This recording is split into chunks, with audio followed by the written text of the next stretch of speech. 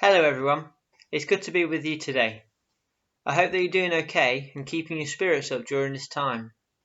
We seem to be in some really crazy times at the moment and we don't really know what is going to happen each day. One minute we're at school, going to groups, going to clubs, doing the normal everyday things that we do. And the next minute all the schools or the groups and clubs that we go to, they're all closed and everyday life is completely different. But I want to encourage you that you're not alone in this. Having everything stop and completely change is something that happened quite a lot in the Bible. We see that in Genesis with Joseph, where one day he was his father's favourite, without a care in the world, showing off his new coat, and the next day he's being beaten up by his own brothers and sold as a slave, and not long after basically being in charge of the whole of Egypt. In Samuel we see with David, he was just working out in a field with the sheep, and the next thing he knows he's killing Goliath and becoming king of Israel. In the Gospels, we see the disciples, they were just doing their day-to-day jobs when some random person comes up to them, asking them to follow him.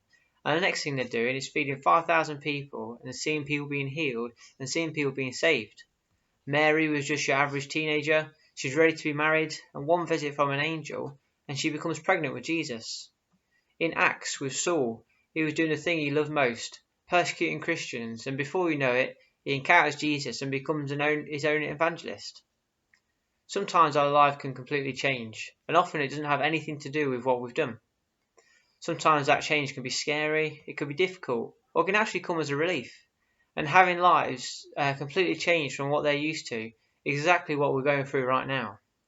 Staying in as much as possible, not going to school, not seeing our friends, not visiting family members, being with the people in our homes 24/7 isn't what we're used to. Not going to church or youth groups as well. And it can be hard to try and connect to God in this time. So what I thought would be good for us all to try and do something different. Here I have a prayer activity, something we can all take part in. What you'll need is 3 pieces of paper. You need one that says God in the middle of it. You need one that has an unhappy face in the middle.